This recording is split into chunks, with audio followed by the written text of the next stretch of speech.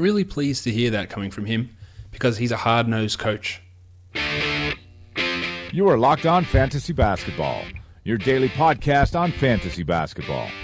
Part of the Locked On Podcast Network, your team every day.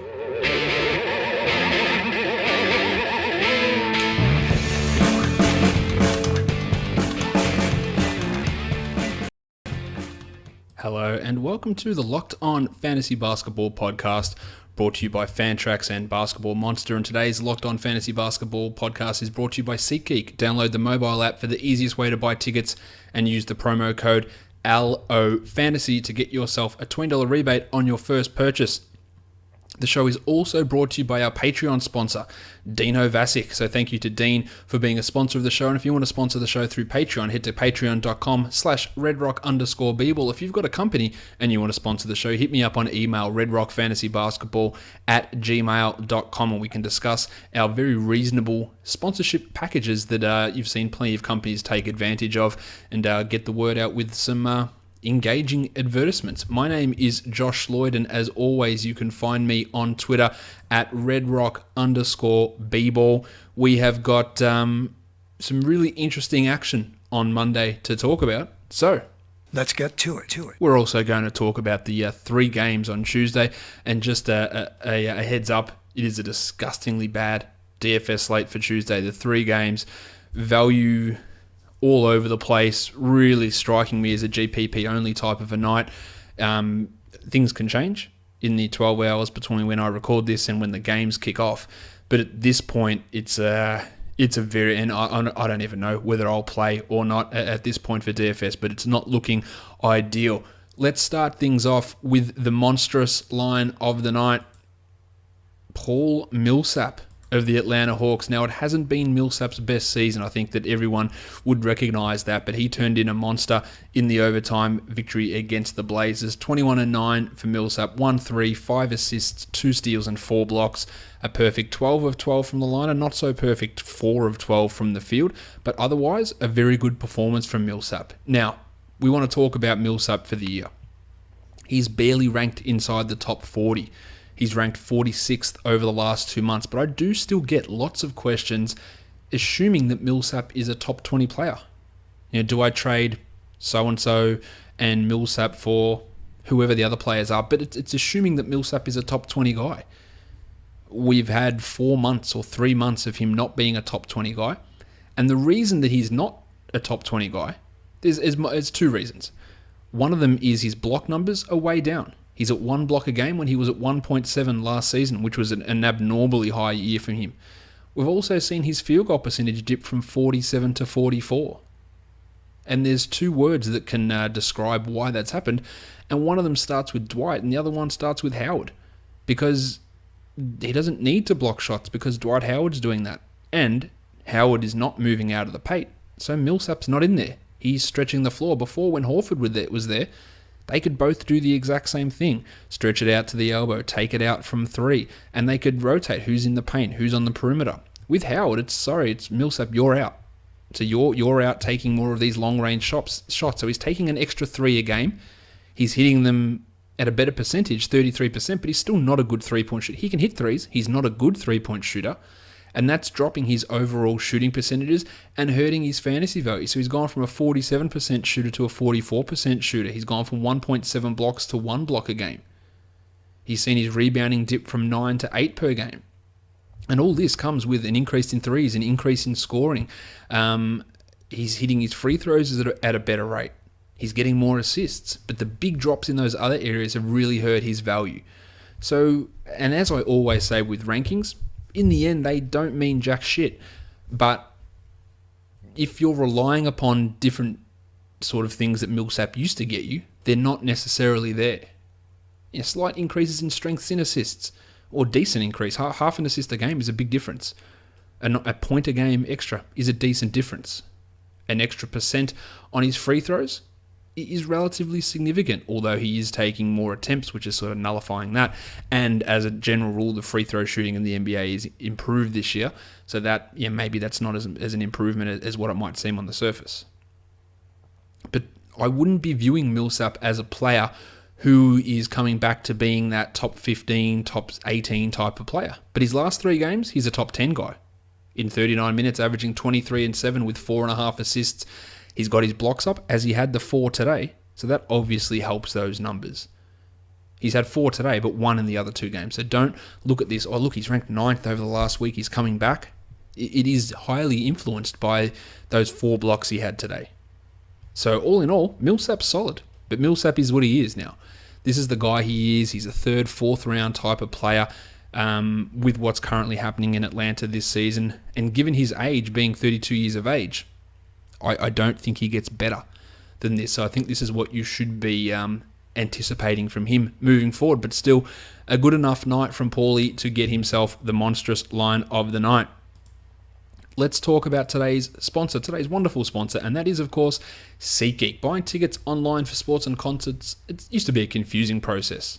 But now that's not the case, because you can find yourself the best deal for any game or show that you want to see just by going to SeatGeek. SeatGeek's come along and created an amazing app and website that makes it easier than ever for fans to buy and sell tickets. It's the first place that I go, and it's the first place that you should go when you're looking for tickets to events, sporting, NBA, hockey, baseball season around the corner, concerts. SeatGeek has got you covered for all those different things. Just download the app on your phone and you're a couple of presses away on a screen from being able to get cheap tickets, good tickets to the event that you want to see. Everything about SeatGeek is designed to make life easier for sports and music fans. It does the price comparison for you by searching multiple ticket sites and ensuring that you get the best possible deal. So SeatGeek does all the work for you and you end up reaping the benefits, saving time and money. And SeatGeek wants to help you get the most bang for your buck. So that's why they make it easy to see where is a good deal. Oh, look at that. That's green. I'm saving all my money by looking at that ticket. They're the ones you want to go for. And SeatGeek does all that. Every ticket is given a grade based on its value. So you can immediately see where the underpriced tickets are for every event that you want to attend. Best of all, on top of all these bonuses that SeatGeek gives you, all listeners to this podcast get a $20 rebate off their first SeatGeek purchase.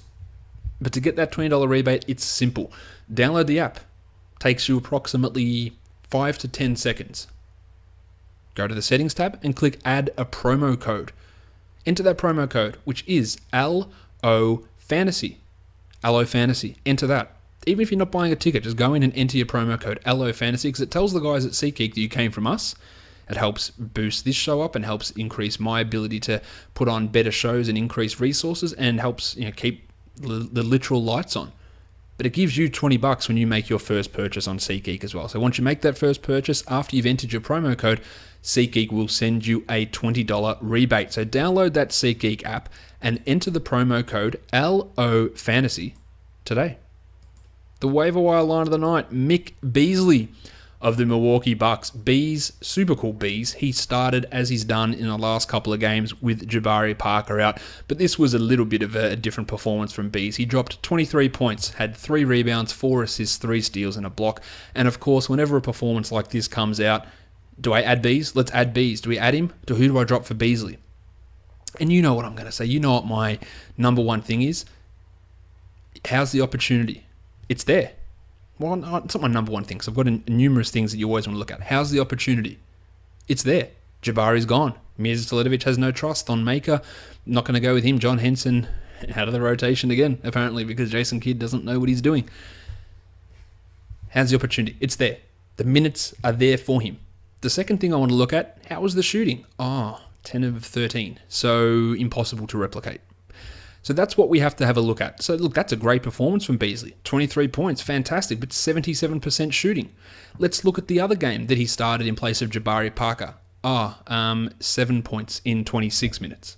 So this is what you're going to have to deal with Beasley. He got super hot. So he played more minutes, he took more shots, and he scored more. He still had the 3 steals and a block, which is very nice, but I think it's fair to say, although when you look back at his game log, he has shot 67% or higher in 4 of his last 5 games. Obviously impossible to continue, but it still has happened. But look at what he does, and how often has he had these many minutes? The answer is he hasn't, but it also, the opportunity is different. But the first game, he didn't shoot well, he didn't get 32 minutes. Now, I'm not saying not to add Beasley. The opportunity is there for him. It's a great opportunity. Could he get 30 a night? Yes. Will Jason Kidd allow that? Almost definitely not, just given his penchant for making the wrong decision at almost every turn. So, Beasley's a fine ad. But just be aware that this is the outlier. The extra minutes, the extra scoring, the high shooting. It's stuff that's not going to be able to continue. Now, I said that 4 of the last 5 games, he's shot 67% or over for the season. He's been shooting the ball crazy this year. He's at 53%. But 53 is also not 67. So expect him to dip back down. But if he's going at 50% a game, then he's going to be able to get 28 to 29 minutes if the coach was normal. That's not the case here, but I would have to think that Beasley has shown more love, Kidd has shown more love for Beasley than he has for Mirza Teletovic, so it's not like there's a Kidd favourite behind him. So, okay, but just be aware of what you're getting with Beasley. You're getting points, and you're getting points, and you're probably also getting points. And if he keeps this shooting up, you're getting field goal percentage. So maybe I'm being a little bit unfair, but he's a points guy. He's points. That's all he gives you. But that is absolutely useful because finding points, despite the claims of many that they're the easiest thing to find off the waiver wire, absolutely untrue. Finding big amounts of points, 14-point scorers, is not easy to do. And Beasley could be that guy. So he is absolutely worth a look if that's what you're looking to do. But we must bear in mind that this shooting percentage is not going to be something that is able to stick, and he's not going 10 from 13. The majority of the nights. You know what time it is. Pretty good. It's pretty good.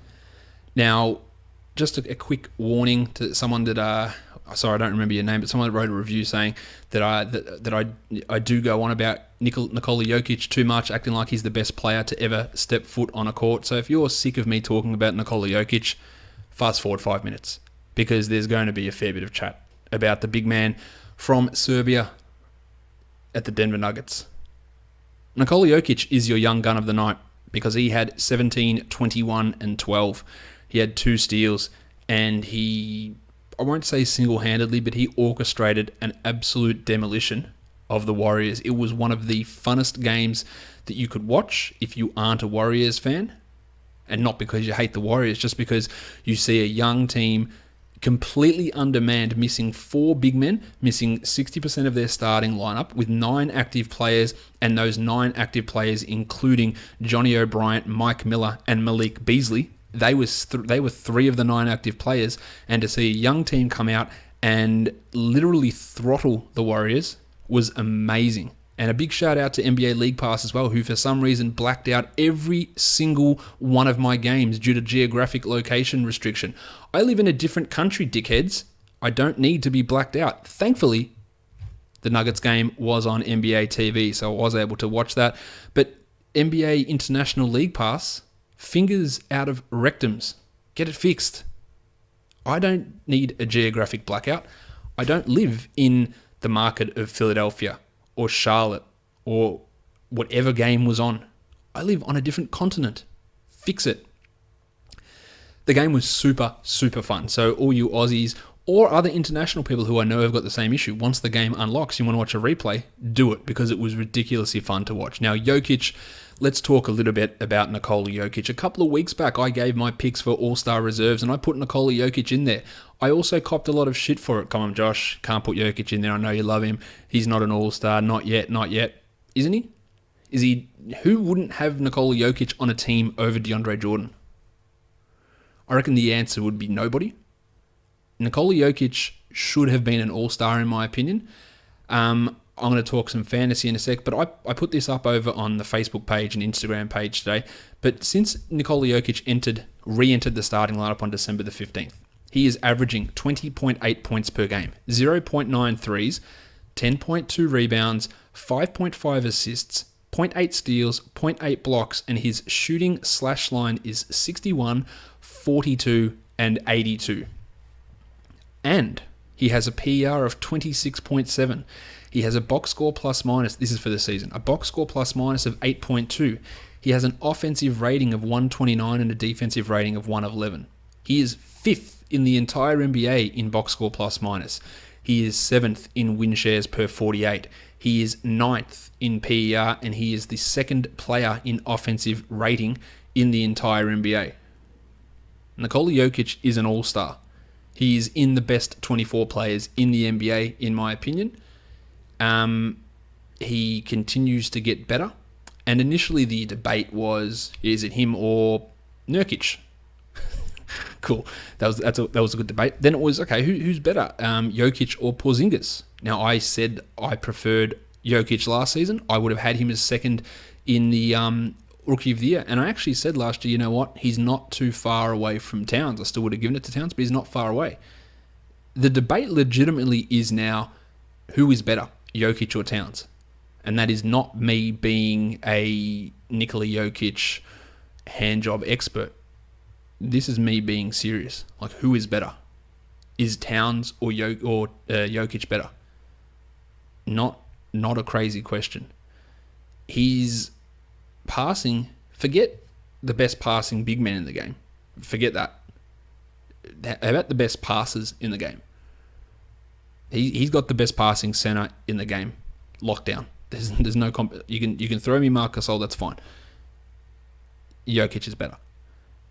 Best passing players in the NBA. He is in that discussion. He's not there yet. He's not the best because LeBron exists, because Chris Paul exists, because John Wall exists. It's not far away though. This guy is Denver fans. You don't have an emerging star. You don't have a budding star.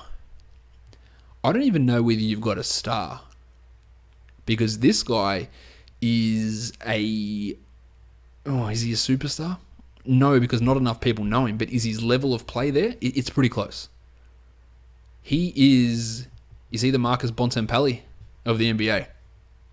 Not many people will get that reference. But I feel the same level of excitement, except that Jokic does not play for my team. Just amazing, the stuff that he's doing. And yeah, he's still young. Now let's talk about him for fantasy. He's the 7th ranked player over the last month. He's 11th over the last 2 months in 29 minutes a game. In the last week, he is playing 36 a game. And if he continues at that rate, he will be a top 10 guy post All-Star. If he can continue playing 35 or 36 a game, he'll be a top 10 player. Mason Plumlee is not cutting into his minutes. I don't care how good you think Mason Plumlee is, Jokic is multiple times better. I've got a lot to talk about with Denver later on that's not involving Jokic, but he is putting up numbers, and it's not just numbers, it's influence on court. I think his on-off numbers is like a plus 12 or plus 13. He is that important to this team. He does everything for them. He runs everything. He is Denver, and he will be Denver for the next 10 years. He is your star, Denver. He is what you build around. You have got the franchise player. Good luck. Today must have been one of the most exciting days in Denver Nugget basketball for a very long time. Enjoy it. And that is, if you're back now, for the people who didn't want to hear me speak about Nikola Jokic, we're done. It was a very, very long Rocky Mountain reach-around session. Let's talk dud of the night, Georgie Hill of the Utah Jazz. I should have put the entire Jazz team up here because they were putrid. They got spanked by the Clippers. Georgie had 6 points, 1 rebound, and 1 assist. He was 2 of 11 from the field, and he had 1 3. They got absolutely annihilated by the Clippers. I think they had 49 points at some point in the third quarter, just getting killed. Hill started off the season at a ridiculously high rate that was never going to be able to maintain at that level. He's leveled off a bit, and he's almost leveled back to the Indiana level George Hill. Over the last 2 months, he's ranked outside the top 110 because his efficiency has dropped off in a pretty significant way. His assist numbers have dropped off, and a lot of that's because Gordo Hayward's gone bananas, but Hill is moving more into a supplemental type of role, which is what we saw from him back in his days in Indiana. Still this 59th ranked player on the season, but that's going to drift and he's going to end up 80 or 90, which is exactly where he finished last season. But wasn't a great night from Hill. He'll be better than that, but don't expect early season Georgie to rear its head. I wouldn't have thought. All right, let's get into the games now. We'll talk about these ones, of course, in a little bit more detail. The first game up, we've got the Philadelphia 76ers and the Charlotte Hornets. A big victory for the Sixers here. A terrible loss for the Hornets, but a big victory for the Sixers on the road. No Okafor as he's awaiting this trade to go through. Joel Embiid was out as well. So Nerlens Noel started, and he was Nerlens Noel. 12 and 7 in 28 minutes, 3 steals, 2 blocks. This is what he can do. This is where we know his upside lies, but it's only happening if Embiid remains out, and I don't think Embiid is remaining out for very much longer. Yes, he won't play before All-Star, but he'll be back after that would be my guess. We're talking a week and a half away. He should be back then, and then Nerlens goes back to his 20-minute role where he gets the 28 minutes or so once on the games that Embiid sits. Great numbers, love it. Just don't expect this production moving forward. Bob Cove was brilliant again, 17 and 5 with 3 steals, 3 threes and 1 block. And I think I mentioned this a few weeks back. We can talk about the process as much as we want, and Embiid and Noel and Simmons, but the process is about getting guys like Bob Cove and getting guys like TJ McConnell. And that's why they cycled through so many D-League players, so many undrafted guys to find these guys. And Bob Cove's a legit player. TJ McConnell is not a starter, but he's a legit player. 14, 4, and 7 for Tej in 36 minutes. A very good performance from him again, must be owned. The reclamation of Source Castillo continues. 25 minutes for Stauskas, 11 and 6 with 2 threes. He is really suited to this 6th or 7th man role. Probably an 8th or 9th on a good playoff team, but the dude can play, he can handle the ball, he can shoot. Like, he looks completely different. The other thing that's happening in Philadelphia is Dario Saric is overtaking Ersan Ilyasova. Illy played just 20 minutes, 5 and 10. Saric, 31, 18 and 11. And Dario Saric is a top 30 player over the last week. It's only 4 games, but the trend is moving in his direction. If you want to grab him, knock yourself out. Now, I don't think that Ilyasova is straight in the drop zone just yet. He's not far off it, but Saric is absolutely someone to grab because it wasn't a 1-game thing. It's not a 2-game thing. It is a trend. And trends are important. And he's crushing it. And he should be owned in 12-team leagues. Good stuff from Saric with another big game. And he looks so much more comfortable now. Still love Timothé Luwawu-Cabarrot, but he's not going to have much of an impact this season. On to the Hornets. Kemba Walker's struggled recently, but he got it together for 29 and 7. But importantly, it came on 56% shooting. Had 3 assists and 2 steals. While Nicholas Batum had 16 points, 4 assists and 2 steals. Not a bad game from Nick, but the pre-game guarantee of a victory obviously didn't work out too well for him. Mick Kidd-Gilchrist, 6 and 7, did it defensively though, 2 steals and a block in 32 minutes. I'm not thinking that he's a must-own guy. Now, we had no Cody Zeller. This guy is super important. He's really good, Cody Zeller. He's just good at what makes teams win, and that sounds like the biggest coded white guy comment. He's gritty. He's sneaky athletic. He's tough. He's got a high basketball IQ. He's a coach's son. It's not that. He's just good. He just does the shit that helps spring guys open for shots. He gets his body into position without being a guy that gets gaudy block numbers or steal numbers. He just puts his body in the right place on offense and defense, and that makes his team win. That doesn't make him awesome for fantasy, although he should be owned, but it makes him fantastic for what this Hornets team needs. And I think they're like 2 and 15 without Zeller. Now, Frank Kaminsky plays decently at center, but he's no Zeller. 12 and 11 for Frank in 38 minutes with 3 blocks. But once Zeller comes back, Frank is going to be limited unless Miles Plumlee's calf issue, which forced him out of this game, keeps him out extended time. And then we'll get Frank as the backup 4 and the backup 5 because there's no other center on this roster. But if everyone's healthy, Frank's going to be limited to these 22 minutes or so playing at the 4 with Marvin Williams, behind Marvin Williams, and not getting those minutes at center, which enable him to be a more useful player. So for now, you own him, but it won't last all that long. The next game we'll take a look at the San Antonio Spurs and the Indiana Pacers. Kawhi Leonard had 32 points on 57% shooting, so the Paulie George defense didn't really bother him too much there. 6 boards, 3 assists, and 4 steals for Kawhi, while Dwayne Dedmon made another start and was good. 6 and 12 for Dwayne and played 28 minutes. I am not holding my breath that he will remain starting when Powell returns. I think it's the best thing for this team, but I am not Greg Popovich, so I will defer to him because I know that he is a better coach than me. Some of the other coaches in the NBA, not so sure about, especially with personnel and rotational decisions. With Pop, no problem. But I do think that Deadman would have use there as a guy getting decent minutes. For now, you own him short term until power returns. Dave Lee had a nice 12 and 11 double-double in 22 minutes, and that's sort of what he's going to be, this nice 20-minute-a-game guy that will go down to 17 or so when power returns.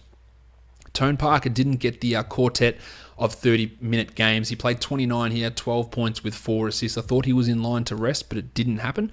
And he just continues to put out middling, pissy-type performances, which are useful for 14-team leagues, not 12.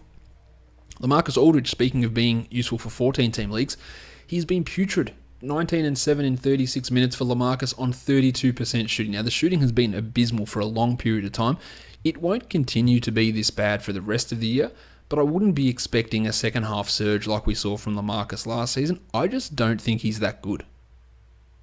And he can come out and piss and moan about him not being an all-star because the Spurs should have had 2 all-stars. Like, no offense, LaMarcus, you're probably 20th in the pecking order in the West.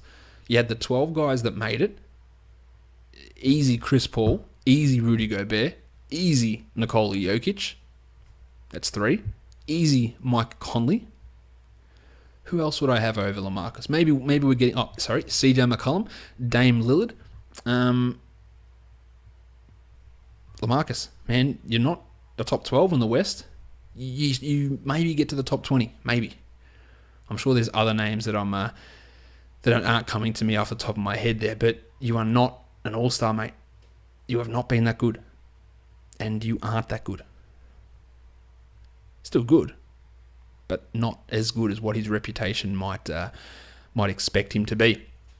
For the Pacers, Paul George did well, given he was matched up against Kawhi, 27, 6, and 3 with 4 triples, and Jeff Teague didn't take 2 shots.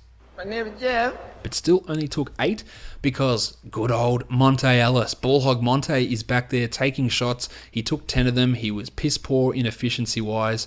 10 points for 10 shots, Monte, in 30 minutes. Why wouldn't you take the ball out of the guy that's been crushing it? So I'm glad that the Pacers lost. I hate when dumb shit goes down. 15, 5, and 5 for Jeff, so still a decent night, but 10 shots in 2 games for Jeff Teague, where Monte Ellis takes 10 in 1. It shouldn't happen. They changed up their starting lineup with Thaddeus Young and Lavoy Allen both out. Kevin Seraphin started, and he was good, 12 and 4. He's not going to maintain any value. I think he should remain the backup center, but that does happen occasionally, but Nate McMillan doesn't stick to it. But they also changed CJ Miles out of the starting lineup and put Glenn Robinson back in. Now, Robinson sucks as a starter. He's been terrible. He had a nice run when he started in place of Paul George at the 3, but starting at the 2, he's been a disaster. And he was a disaster again. 0 points in 22 minutes, where Monte Ellis had those 10 in 30 and CJ had 5 in 22.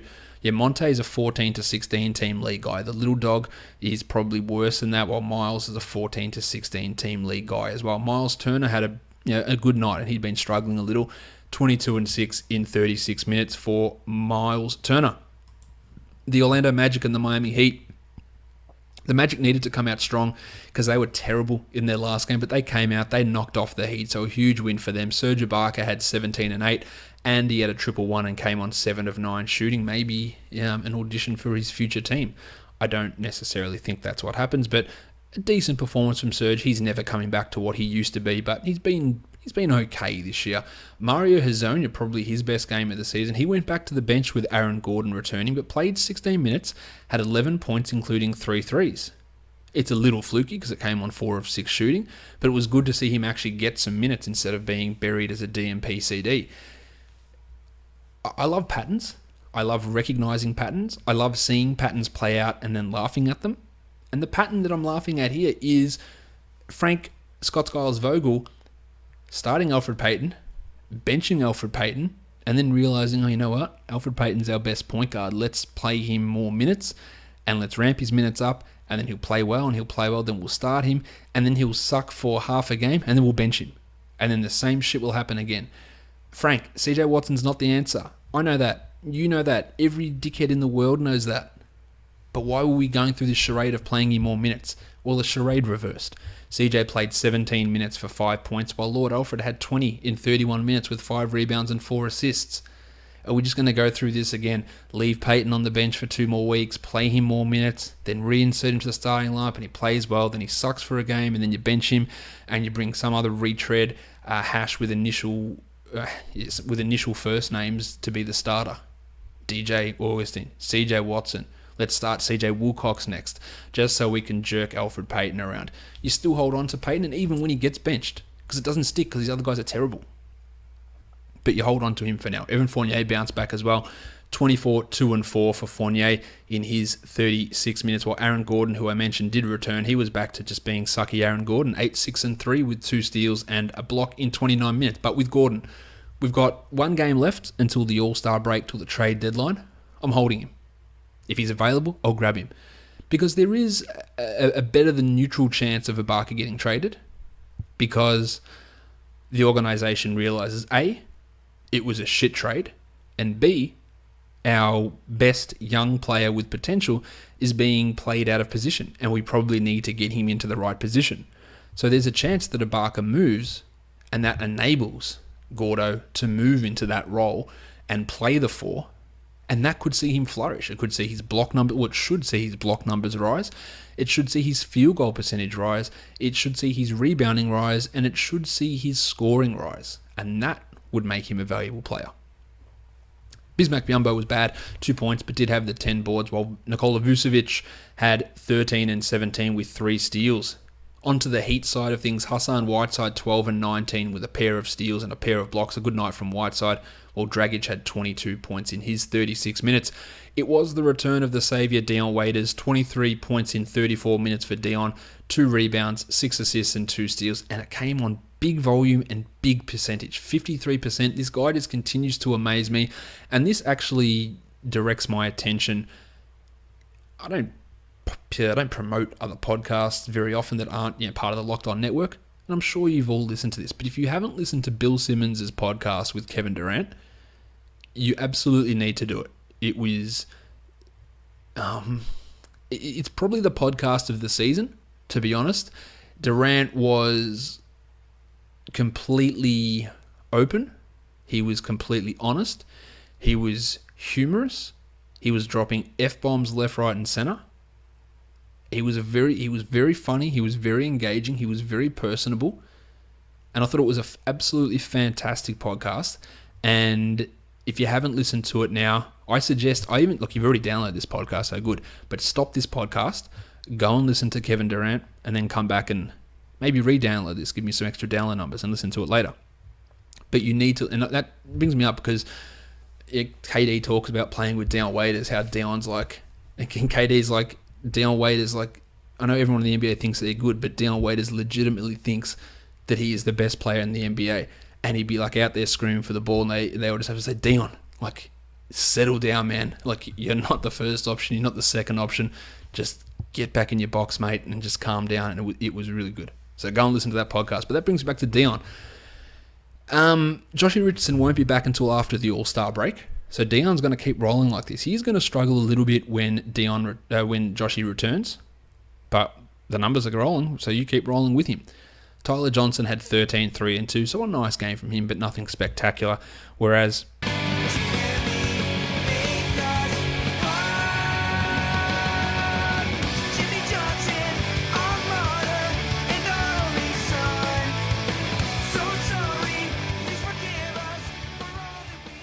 I was debating whether to play that because some of you have said that you love it and that you go around singing the song to yourself, and then some people are like, Josh, can you never play that song again?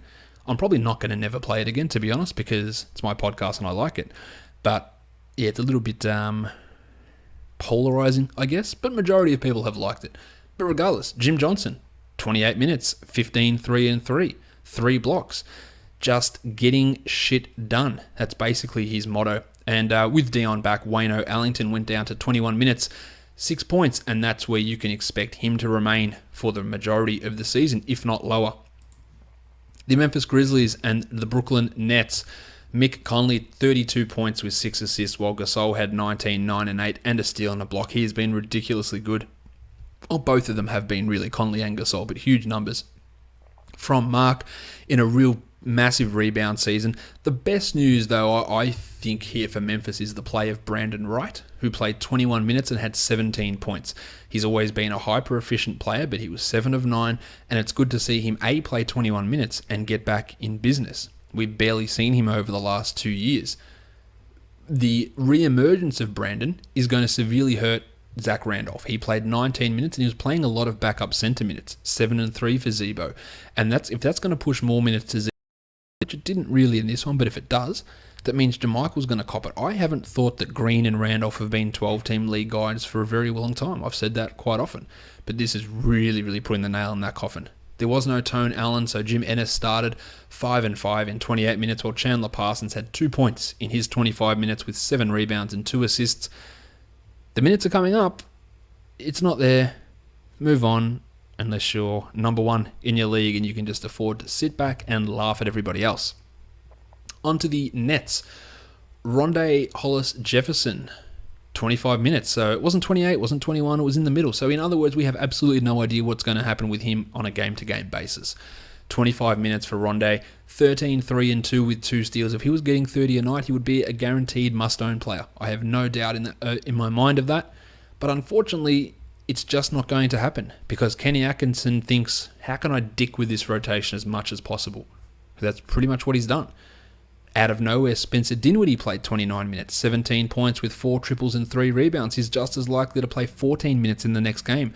Well, that meant that Isaiah Whitehead only played 17, while Trevor Booker had 13 and 4 in 23 minutes. Shawnee Kilpatrick also had a nice game, 15 and 6 in 25 minutes, but that's a little out of the ordinary for what he's been doing recently. Brookie Lopez dropped in 17, and Boyan had 11 in 25 minutes, and Karis LeVert has sad 2 points in 21 minutes. It's not happening for Karis this season. There's been too many obstacles towards him really breaking out. One of them is the coach.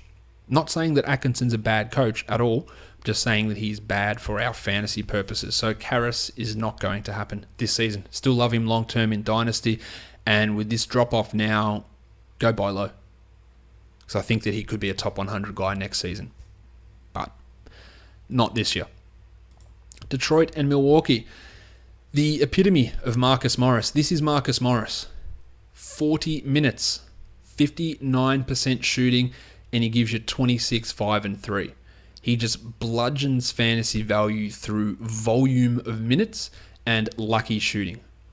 When he shoots at a normal level, which is 40-odd%, and plays normal minutes, he's an unownable piece of crap. But when they bludgeon him with, let's play you every minute we can, and let's see if you get hot, then it happens. And it makes you go, am I a dickhead for leaving him on the waiver wire? And then you see the next game where he has 38 minutes, 10 points, 2 rebounds, 1 assist, and you go, that's why. Because he gets it literally just through force. The visual I get in my head is the devil feeding Homer the donuts. That's like Morris just forcing fantasy value into our mouths. Like, you're not going to like it, but I'm just going to keep on doing it and keep on doing it, and just through sheer volume, you're going to have to accept it. And then it goes in the tank. The tackle box, John Lua, he got 36 minutes and had probably his best game of quite a while. In fact, 15 and 11 for Lua. I wouldn't be rushing to grab him, though. While Stan Van Gundy was true to his word. Reggie Jackson was fine. He played 31 minutes. In fact, the most minutes he's played for quite a while. 9, 2, and 9 for Reg. Look, you just hold him. It was an anomaly in the last game. The 31 minutes is probably a slight anomaly in the other direction here. But you just hold on to him. 21 and 12 for Drummond, while Kentavious Caldwell-Pope, man, Jesus, 7, 3 and 3 on 2 of 10 shooting. You just never know what you're going to get from him. This was also some real turd burgers from Ish Smith and Toby Harris. Ish had 3 and 3, while Harris had 6 and 3, and both played under 20 minutes. Toby should be owned. Ish is fine for assists in standard leagues, but you shouldn't expect him to overtake that job. The Milwaukee Bucks. Talked about patterns before. Jason Kidd, man. How many times have we gone through it, Jace? Greg Monroe is your best center. And you realise it for a short period of time. And then you forget about it. 31 minutes for Greg, 25 and 13, 3 steals, 80% shooting. John Henson, out of the rotation again. This is what I like. This is what should happen. Monroe should play these minutes every single game. I don't care whatever personal beef you've got with him, Jason. It doesn't matter. He should play these minutes. Now, I like Thon, but Monroe is 3 times the player that Maker is. Now, Thon played 17 minutes and had 6 and 5. He's got the ability to be a guy that influences leagues, but Munro should get these minutes. Unfortunately, with a coach like Kidd, should never makes much sense. But a huge performance, and if he's not owned in your league, and there are literally some leagues where he's not owned, he absolutely has to be owned, Greg Munro.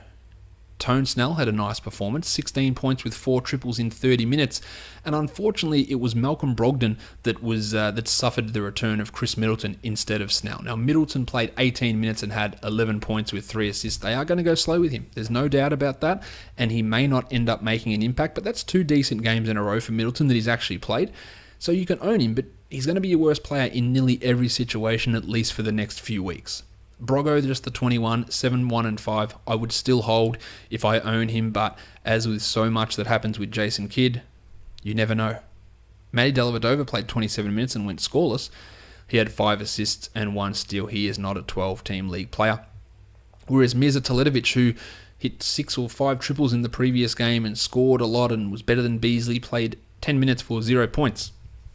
This is Jason Kidd. The Oklahoma City Thunder and the Washington Wizards. The Wizards spanked them, so the minutes for the Thunder are spread right out. A very, very poor Russell Westbrook night. 17, 4 and 4 on 26% shooting does not help you really at all.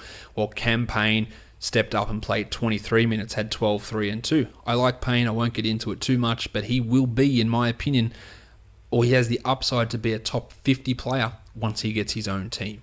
Steve Adams only saw 19 minutes and went 9 and 11.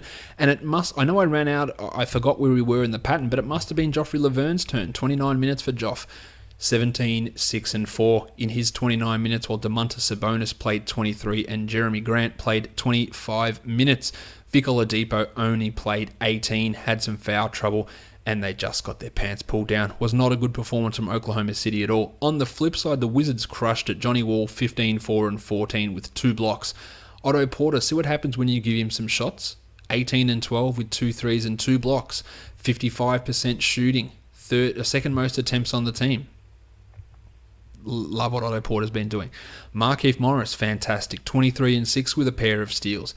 Bradles Beal only played 23 minutes, had some foul trouble, but there was no need to extend him. 22 points with 3 assists and 6 triples, while Marcin Gortat played 25 and went 12 and 5 with 3 blocks. There's still a good night from Gortat.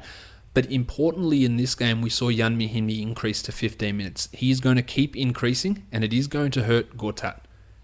Mihimbi only had 4 points with a steal and a block. But I think when we head to March, we're going to see 20 minutes for Mihimbi, 18 minutes, and 30 minutes for Gortat. Trey Burke played a lot of minutes as well. He had 11, 4 and 4 in 26 minutes, with Beal being limited by foul trouble. Boston and Dallas.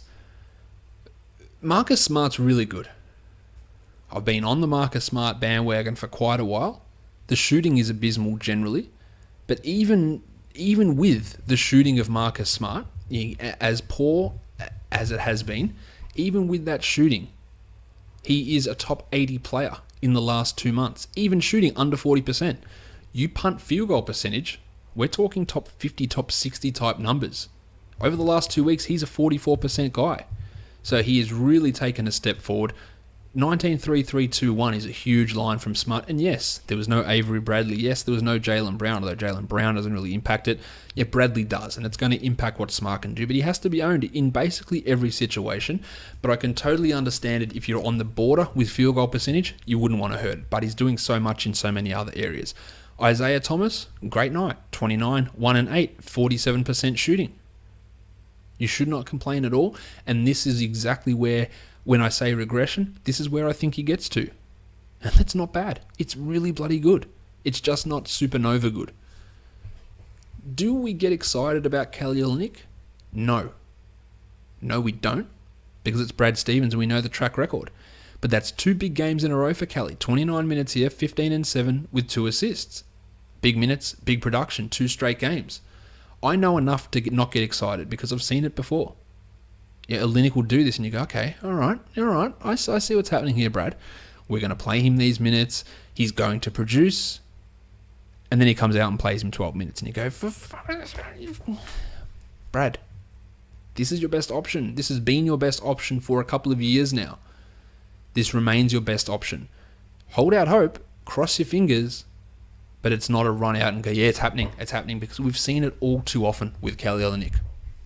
That it looks good, it looks like it's happening, and then someone pisses in our eye. And that someone is Brad Stevens. Al Horford had 11 and 5 in his 32 minutes, while Jay Crowder returned and went 10, 4 and 2. A nice, well-rounded performance, a steal, a block, 2 triples there for Big J as well. Well, James Young's looked like a player who can play in the NBA.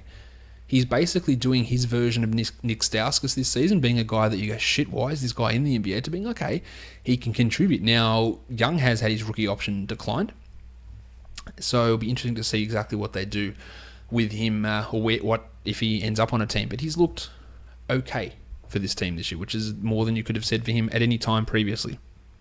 For the Mavericks, Darren Williams started and got ejected just before halftime in his 13 minutes. He had 2 points. So Yogi Ferrell stepped up, played 33 minutes, had 22 and 5 with 2 threes. Now, I get a lot of questions about Yogi. This was 73% shooting, so it's a little unlikely. But a lot of questions.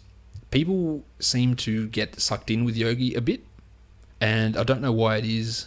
He's fun. Yeah, he is really fun. His name is fun. His play is fun. He looks good on the court. I don't think that Dallas is going to go, you know what, guys, Darren, we'll see you later. Draft, free agency, don't worry about it. We've got our point guard locked up. I think they'll say to themselves, we've got our backup point guard locked up, and we have got an impactful backup guy that we know we can rely on in short bursts. We've got him locked up in Ferrell, but I don't think there's anyone in that organization, despite how well he's played, that's gone, yep, found the starting point guard. Let's move forward with Yogi and fill out the rest of our roster. I think they've gone, we have found our sixth man. We have found our backup point guard. We have found our JJ Barea replacement. I think that's the way they look at it. And that's not a bad thing. But people talking dynasties and keeper leagues and I'm in a 12-team dynasty. Yeah, should I keep Yogi Ferrell? I would be, at this point, there's a lot of water to go out of the bridge, but at this point, I'd be stunned if he had 12-team value next year. And as Darren keeps working his way back, Yogi's value is going to be toast this year as well. But you just keep holding and keep riding it out. Dirk had 18, 5 and 3, but Seth Curry, a disappointing night, 8, 5 and 5, 2 steals and 2 threes. He's had a massive opportunity here, Seth Curry, to really cement himself as having a great fantasy stretch. I would argue that he hasn't done it. He's been nice, he's been decent, but he's going to cop it when Darren's back and when Barea's back. And he's going to go back to being a borderline guy to own. Hasn't taken full advantage, I don't believe. And I really like Seth. The Pencil had 19 points in his 35 minutes, while Salah Mejri, 10 boards, 1 steal, 1 block. This guy can play. He's not going to really ever be in a situation to play enough minutes long term to be useful, but he can play. Wes Matthews had 18, 7 and 3, and he's going through a nice little stretch at the moment with not much else happening for the team in this game. Let's talk Golden State and Denver. The Warriors just got blown out to start this game. They just got shell-shocked. The Nuggets equaled an NBA record for most threes in a game. They were hitting them from absolutely everywhere. And in the end, the Warriors just went, cool, Q in the rack, we're done. Durant had 25. Pat McCaw, who started in place of Klay Thompson, he had 19 points in 35 minutes with 2 assists. And McCaw's a guy that I have told you to watch for a few times. He will be the next Andre Iguodala on this team, and not the same player. He's not the same Iguodala, but he will fit into that backup wing role. He scores, he hits threes, he gets assists, he gets steals. And he gets steals in big amounts. And Iggy, 2 years' time, 1 year time, he'll be done at the level he's at, and McCaw will take that role, and he will be a sneaky top 150, top 120 type of a player, I believe. So good to see him have a nice little offensive explosion, and took the 4th most shot attempts on the team, really fitting into that Klay Thompson zone or role. Iggy had 15 of his own with 2 assists and 2 steals, while Ian Clark also dropped 18 in 27 minutes. Steph Curry, this was a brilliant opportunity for Steph. I had Steph in my DFS lineups. Went, you know what, you're playing the Nuggets, ridiculous over-under. Point guards have gone crazy against Denver. Clay's out. Let's go, Steph. And he has 11 points on 18 shots in 27 minutes. It was a horrible night from Curry. 1 of 11 from 3. 5 assists and a steal. He's probably going to drop 24 threes on his own in the next game, but that was just a horrible, horrible output from him, while Draymond had just the 5 points, 6 assists, 3 steals, and 2 blocks. And I say just, but those other categories apart from points are fairly impressive. Let's talk Denver, who started a lineup of Jameer Nelson, Farton Will Barton, Gaz Harris, Juancho Hernan-Gomez, and Nikola Jokic. I've jerked off Jokic enough today. Let's talk Juancho. The Nuggets got a steal in Juancho. Told you at the draft time, mentioned it lots of times. He's a top 10 player in this draft. And he had an absolute breakout performance. 27 and 10 with 6 triples, 2 assists, 1 steal, and a block in 43 minutes.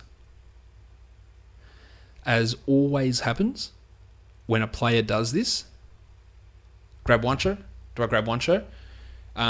Do I drop Gary Harris for Juancho? Do I drop Darren Williams for Juancho? Do I drop...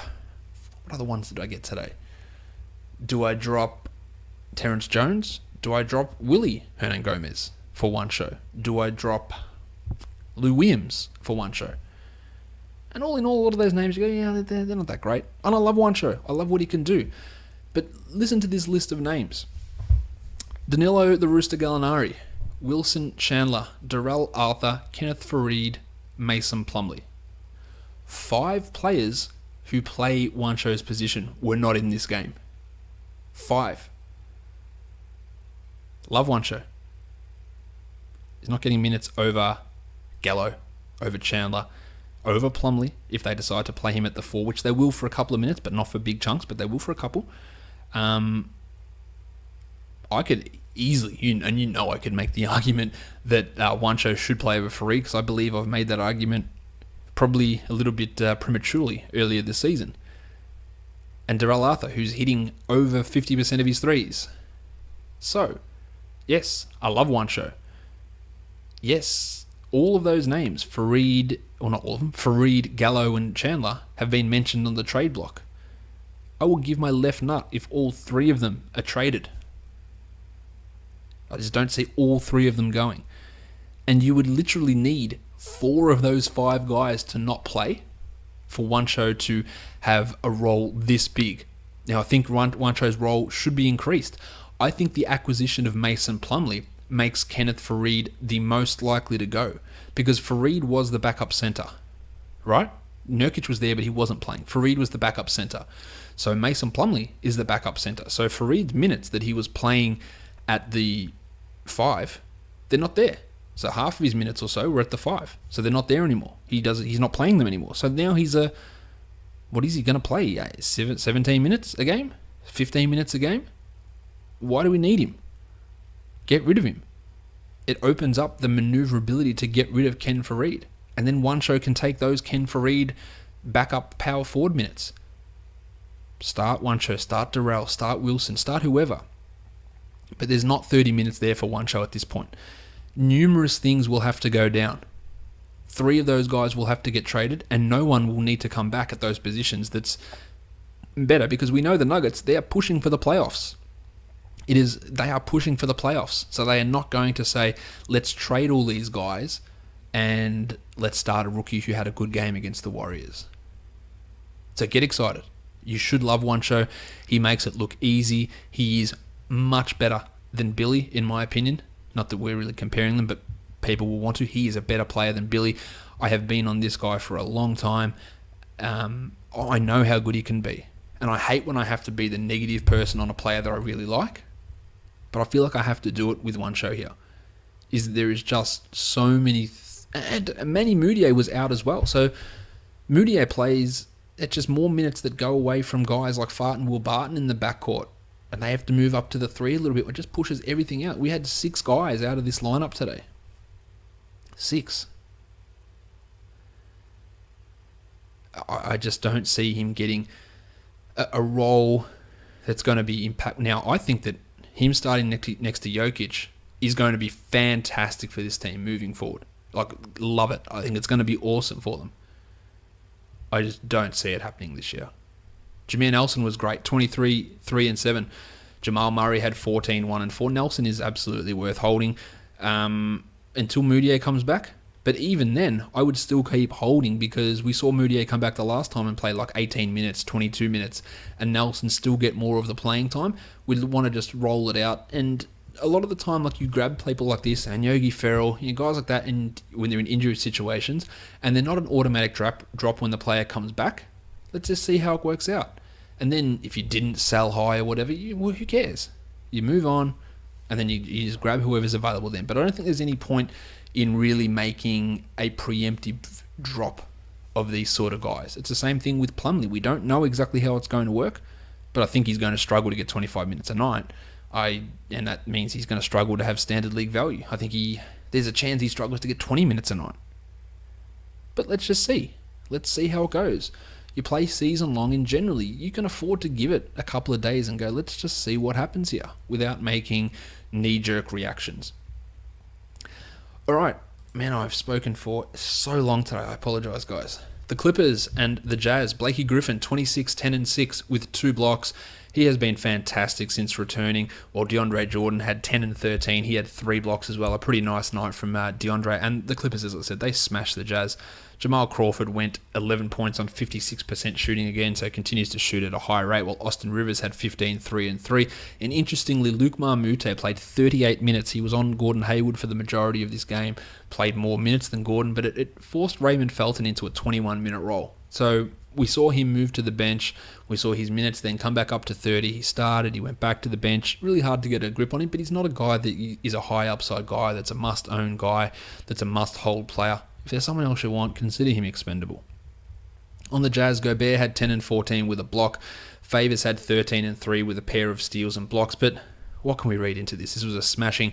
The minutes were spread all over the place. But I liked what I saw from Dante Exum. 10 points in 22 minutes, 3 rebounds, 3 assists, and a steal from Dante. He's definitely lifted his game. He's nowhere near 12, 14, or even 16 team league value at the moment, but he's showing enough just at this point. The New Orleans Pelicans and the Phoenix Suns, no Dante Cunningham and no Terry Jones, so Alexis Jinsa started. He played 19 minutes and had 5 and 3, but the majority of the minutes went to guys like Solomon Hill, and Donatas Motiejunas got some extra playing time there as well. None of those guys are really appealing, obviously. Anthony Davis had 24 and 10 with 4 blocks, while Drew Holiday was at it once more, 18, 3 and 8 with 2 steals on 55% shooting. And Etuan Moore also hit his shots at 55%, had 15 points in 24.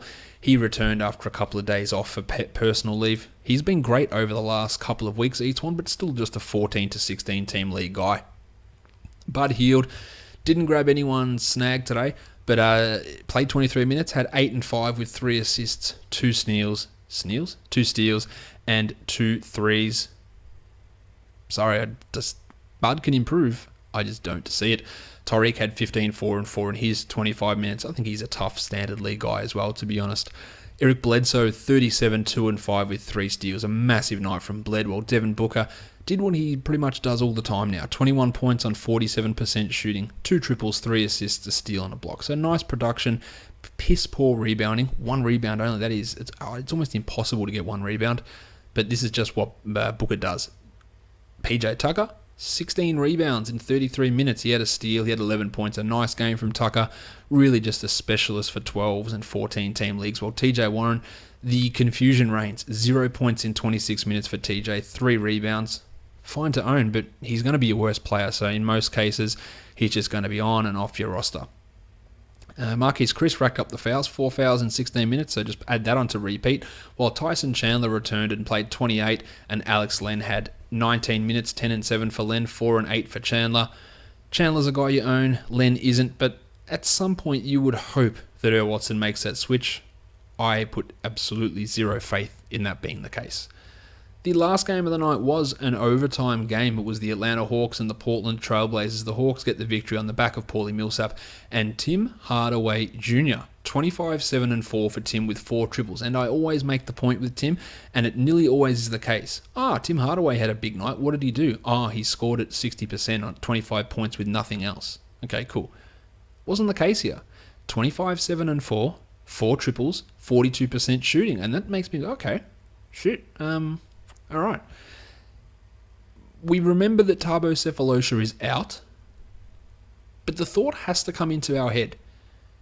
Does Thabo come back and start? And if the answer to that question is yes, who moves to the bench? Tim or Kent Bazemore? Who's the better player? You pretty much have to say it's Hardaway at this point. I'm biased because I don't think Bazemore's that good a player, but Hardaway's crushing. Add him. Let's see where it goes. Why wouldn't you? Now, a lot of his nights come on high scoring, Beasley style, high scoring, high percentages, and then not much else in the other areas. But he has absolutely improved this year, Tim Hardaway. He is a player who I thought was a dreadful fantasy contributor because he was a dreadful fantasy contributor. But he is not that same guy anymore. He still is not awesome, but he's improving. Torian Prince played a lot of minutes here. 25 minutes, 5 and 5 with 3 steals. Played the 4 a lot with Millsap at the 5, and it worked quite well. Den Schroeder had 22, while Dwight had 19 and 16 with 2 steals and 4 blocks. So a really big night from Dwighty as well.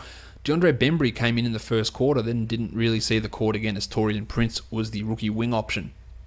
On the Blazers, Al-Farouq Aminu, 39 minutes for Al-Farouq, 14 and 15, 4 triples, 2 assists and a steal. This is the guy you want in Evan Turner's absence because he's going to be able to maintain it more long term, but a huge night from him, and Mo Harkless has to be owned as well. Whilst Turner is out, 17 and 9 for 32 minutes for Mo, 3 triples, 2 assists, 1 steal and 2 blocks. Lillard was as inefficient as it gets, 29% for 21 points, 6 boards, 4 assists and 3 threes, while CJ had 26, 7 and 5, and he wasn't much better, going just 38% from the field.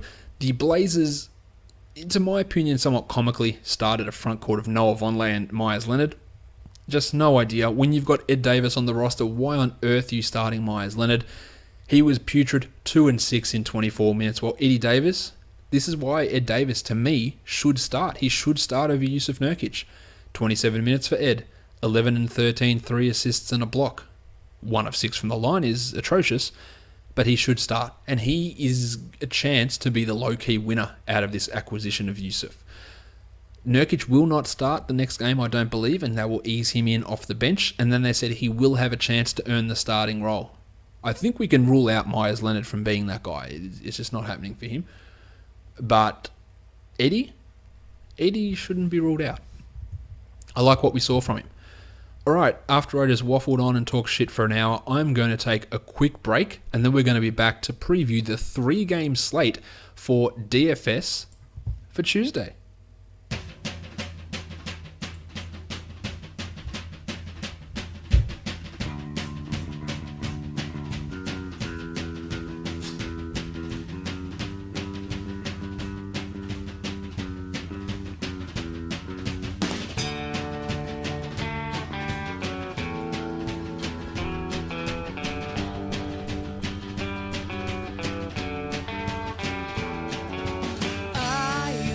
Now I had a dream of you on that cold September night. I had nothing left to look forward to. I thought you were all I wanted, but I never really knew just what you could do. Never want to leave you 'cause I think it's worth to be alone. Times like this I wonder. Alright guys, let's talk perfect DFS lineups. We'll start with FanDuel. Eric Bledsoe 47.9 and Jameer Nelson at 33.1. Fart and Will Barton at 45.5 and Timmy Hardaway at 40.4. At small forward, Kawhi had 49.7 and Mick Beasley at 40.6. At power forward, it was the two Nuggets, Nikola Jokic at 59.2 and One Show at 45. And at center, Dwight Howard 49.7 for a total of 411, and that cost $59,200. On DraftKings, Bledsoe 52 and Barton 51. Beasley at 40.75, One Show at 50.5. Greggy Munro at 51.25, Timmy Hardaway at 43.25. Paulie Millsap at 49.75, Nikola Jokic at 67.25, and a total of 405.75, and that cost $49,600. Now, I did touch on it earlier for you people who just tune straight into the DFS portion. This is disastrous. This is a terrible, terrible DFS night. There are 3 games on.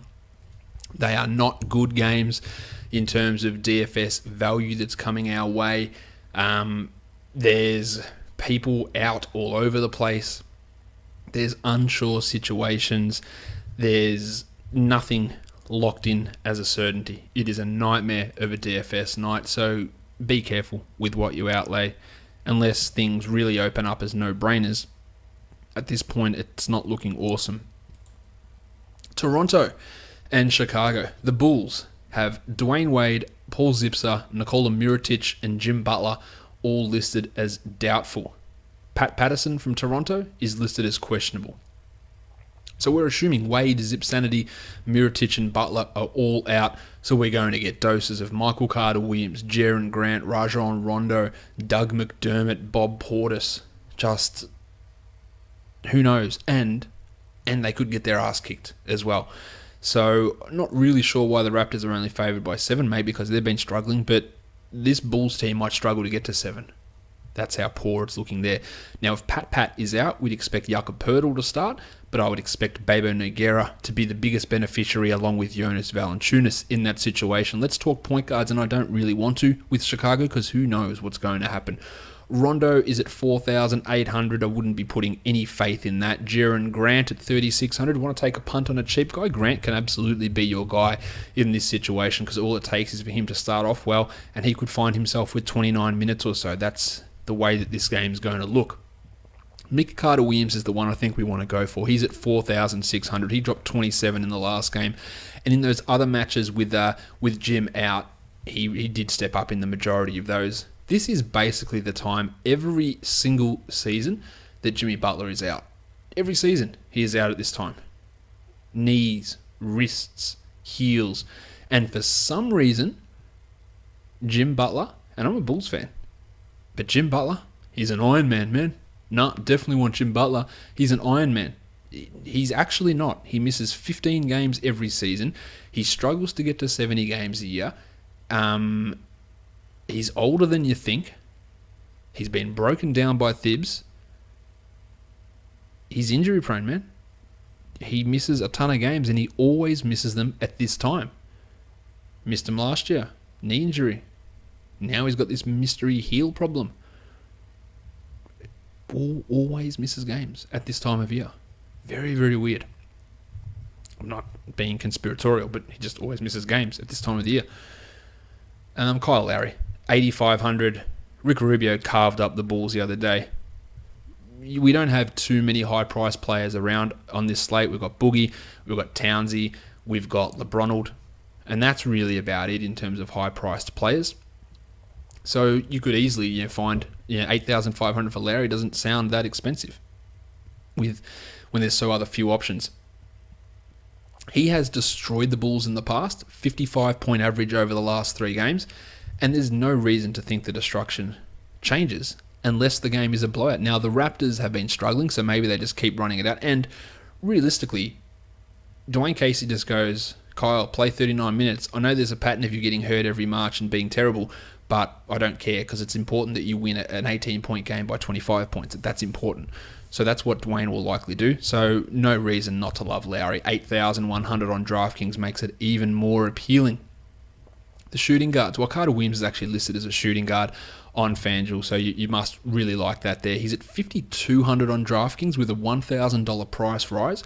I'm not as into that, but it's still not a terrible situation. It probably leans a little bit more GPP, as this entire slate does, but it does lean a little bit more in that direction there.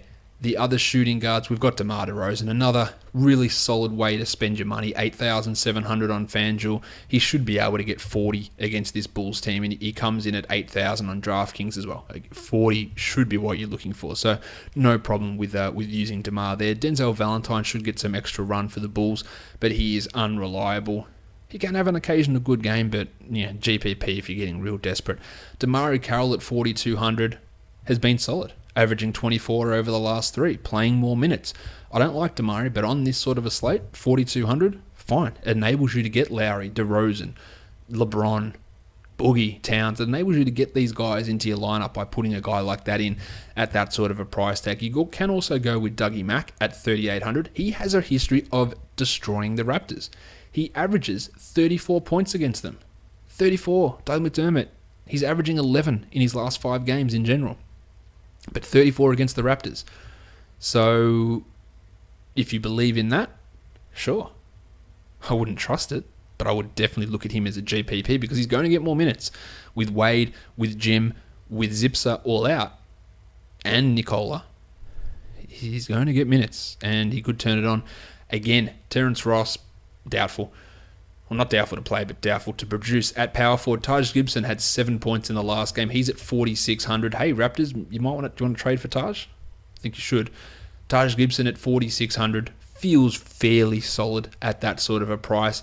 A punty option you go for at power forward is Bob Portis at 3,600, who put up 23 in the last game in 31 minutes. He's not starting. He doesn't have a starter's role opened up for him. He's got Mirotic's role opened up for him, which is not 30 minutes. He played 30 in the last one, but he doesn't have 30 opening up for him. So don't think that he is a lock for it, but he does have some significant upside as a GPP guy, but it's far from locked in. At centre, we've got Robin Lopez at 4,800. Yeah, really does not excite me. I don't think there's much upside in Lopez, but he's a solid cash centre if you haven't gone expensive at that position. Jonas Valanciunas at 59. I think if Pat Patterson is out, I like Valanciunas a lot more. I still think he's a pretty decent play, and 3,900 for Bebe is pretty good value as well. So some nice value from a few of the Raptors guys here on both FanDuel and on DraftKings. Let's move now on to the next game to take a look at. We're talking about, who is it? The Cleveland Cavaliers and the Minnesota Timberwolves.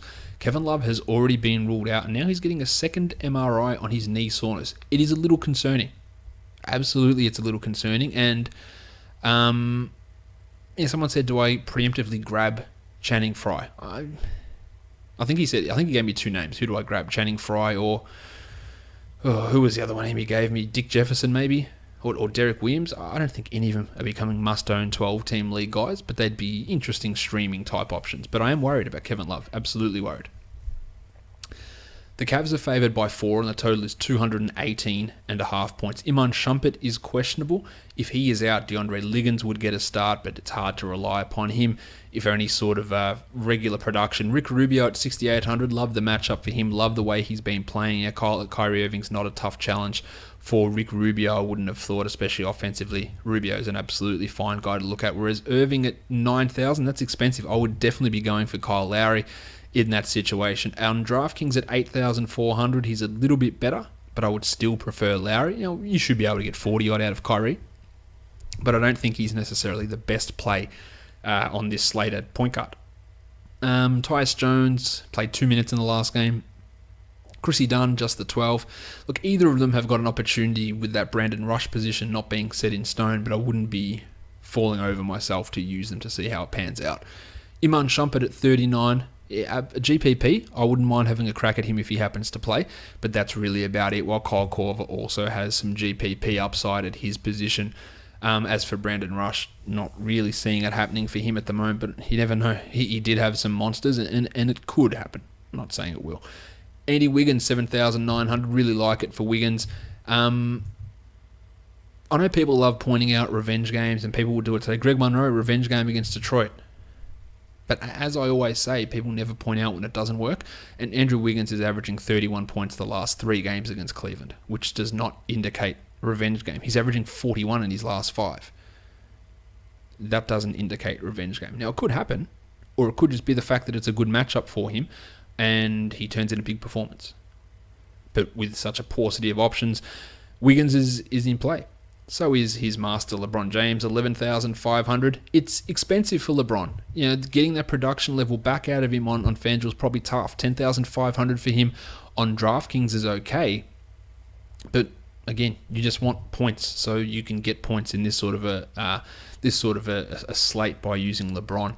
At power forward, Gorgie Jeng's at 5,600. Getting back in business, Gorgie, so I think he's a relatively safe play, while Channing Frye at 4,600. He's at a preemptive price rise.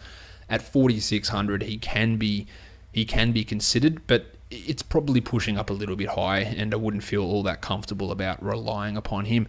Nemanja Bjelica had a big game in the last one, but that was extraordinarily fluky. Tristan Thompson at 6,400. Well, in general, you think, I know Kevin Love, he's going to go off, but in some of those games without Love, he just does nothing. And they've bumped him $1,000, so that makes him really tough to use on FanDuel, that extra 1,000. On DraftKings, it's gone up 600. I don't mind it on DraftKings where it sits at 5,500, but it's 6,400 on FanDuel. That is really, really tough to use. I cannot get behind that. 10,400 for Karl Anthony Towns? No worries. You should get 45 plus. Can you get 50? That might be pushing it a little bit for Towns. So I would lean Boogie over him if you want to spend up at centre, but you might have the cash for both, and that's not a crime at all. The next game, which is the last game of the night, the Sacramento Kings and Los Angeles Lakers. Ty Lawson's really the biggest thing we need to check on in this game. The Lakers have got 3 guys as probable. Lou Williams as probable with his ankle, D'Angelo Russell with his knee, and Jordy Clarkson with his thumb. But if Ty is out, you're getting 43 minutes of Darren Collison, you're getting 30 minutes of Ben McLemore, and they become guys that, if Lawson is out before lineups lock, I feel a lot better about playing cash, because I go, you know what, Lawson's in, bang. Lowry, bang. Cousins, bang. McLemore, bang. Like, there's lots of guys that I can put in. But if we're unsure about it, you can't really do that in cash. Now, as for Dazza Collison, he comes in at 5,700. I wouldn't even hate using it if Lawson is in. But if Lawson is out, that's Smash City. 5,700. You should be absolutely all over that, if that is the case. Now, Collison comes in at 7,100 on DraftKings. That's pushing it. But again, if Lawson's out, I don't think it's bad. If Lawson's in, it wrecks you, and you really can't rely upon that in that sort of a situation. As for D'Angelo Russell, he's at 5,900. Hard to rely on him at the moment, D'Angelo. GPPs only, I would guess.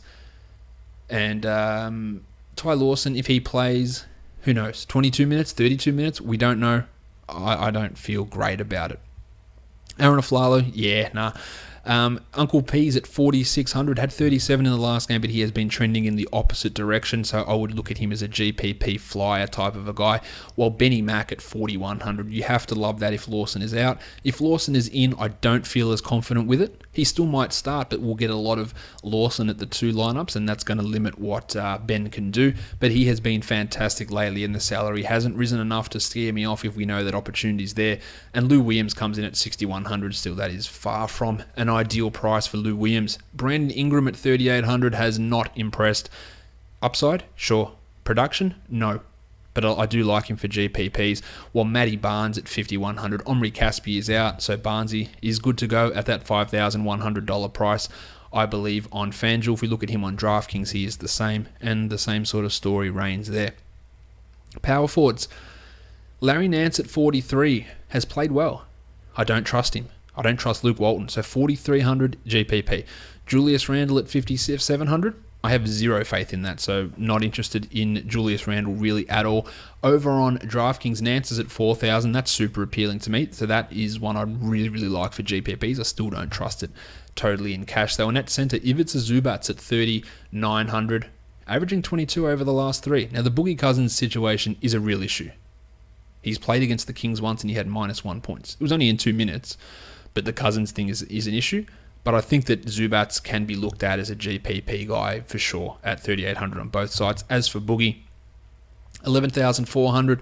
Let's go. Let's get our 50. We're done with it. 12-1 on DraftKings is really high. They've bumped him by 1,000 because of this slate. But it doesn't mean that you have to avoid him. He still has value, but not as much on DraftKings as what he does on the other site, FanDuel, and of course some of the Aussie sites. Let's talk Aussie sites. Let's talk FanDuel. Let's talk picks of the day. Starting with FanDuel. Dazza Collison, 57, and Kyle Lowry at 85. The shooting guards, Mick Carter-Williams, 46, and DeMar DeRozan, 87. The small forwards, Damari Carroll, 42, and Wiggos at 79, and LeBron at 11.5. At power forward, Bob Portis at 36, Gorgie Jeng at 56, and at centre, Ivica Zubats at 39. Valanciunas at 59 and Cousins at 11.4. On DraftKings, Clarkson at 37, Carter Williams at 52 and Lowry at 81. The shooting guards, Uncle P 43, Lou Williams 54 and DeRozan at 8,000. The small forwards, Damari Carroll 42, Wiggo at 72 and LeBron at 10.5. At power forward, Larry Nance 4,000, Gorgie Jeng 53. and Carl Anthony Towns 10,000, and at centre Zubats at 38, Tristan Thompson at 55, and Boogie at 12-1. On the Aussie sites, Moneyball, Carter Williams 41, Rubio 69, and Lowry 91. Kyle Korver at 42 and DeRozan at 89. The small forwards Carroll 44, Wigo 78, and LeBron 11.5. At power forward, Channing Frye 37, Gorgie Jeng 58, and at centre Zubats is at 35. Tristan Thompson's at 57, and Boogie is at 11,400. On draft stars, Carter Williams 73, Rubio at 13.5, and Lowry at 18.2. At shooting guard, Macklemore 5,000, Wiggins at 12.450, and DeRozan at 16.8. At small forward, McDermott 6.650, Carroll at 87, and LeBron at 21.9. At power forward, Tariq Black 58, Jeng at 10,000, and Cousins at 23.550. And at centre, Channing Frye 7.650, Tristan Thompson 10.7, and Carl Anthony Towns 17,900. We're done. Follow me on Twitter at redrock_bball and download the SeatGeek app and enter that promo code LOFantasy. We are done here, guys. Thank you so much for listening, everyone. See ya.